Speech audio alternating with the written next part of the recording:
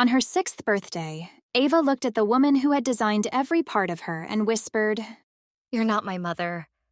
I remember the woman you bought me from." Then she drew a house that had been demolished 9 years before she was born. Mira had used Bright Start after 3 miscarriages. The service did not promise a perfect baby. It promised a viable one, using genetic repair and a donated neural scaffold to stabilize early brain development. For 6 years, Ava was curious, stubborn, and unmistakably herself. Then came the memories. A blue staircase, burnt sugar, a song Mira had never heard, and a woman named Nella who called Ava by another name. Bright Start dismissed the episodes as imaginative convergence. Their contract said scaffolds contained no identity, only developmental patterns. Yet Ava knew where the old house's kitchen window had faced and where a key had been hidden beneath the floor. Mira's husband, Thomas, wanted the memories suppressed before Ava became frightened. Mira hesitated because Ava was not frightened. She missed Nella with the uncomplicated grief of a child separated from someone she trusted. The hidden key opened a storage box containing recordings from Nella Voss, a neuroscientist who had developed the scaffold.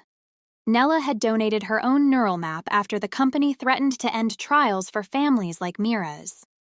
The recordings revealed no conspiracy to transplant a person.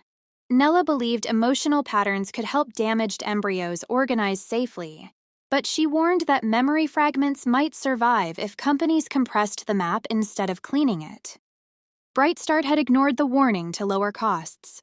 Thousands of children carried fragments, most too faint to recognize. Ava's unusually precise recall made her proof of a defect that could close the clinics and end access for desperate parents. Mira met Nella's adult daughter, who demanded the recordings and called Ava stolen property. Ava overheard and asked whether she belonged to someone else. Mira finally understood that every adult had been arguing over a child as if ownership could settle identity. The company offered lifetime care if Mira consented to a memory wipe and silence. Thomas wanted safety. Nella's daughter wanted preservation. Ava wanted to know why everyone feared the parts of her they had not chosen. Mira rejected both ownership stories. She released the evidence with Ava's identity protected and demanded independent care for affected children.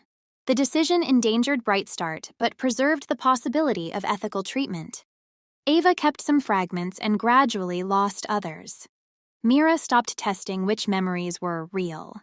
Instead, she helped Ava name every feeling without deciding that it belonged to another woman. Years later, Ava visited the blue staircase before the house became a memorial.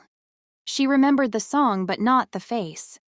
Mira stood nearby, not as the woman who designed every part of her, but as the mother who stayed when design could no longer explain her. If your child carried memories from someone else, would protecting them mean removing those memories, or helping them live with a history no family expected? The system had not arrived as a villain. People had voted for it because the old way had hurt them, and that history made resistance feel selfish rather than brave. Every convenient answer now carried a private cost.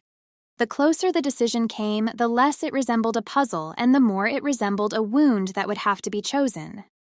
Nothing on the screen called this cruelty. The language was calm, legal, and reassuring, which made the consequence harder to refuse and impossible to misunderstand.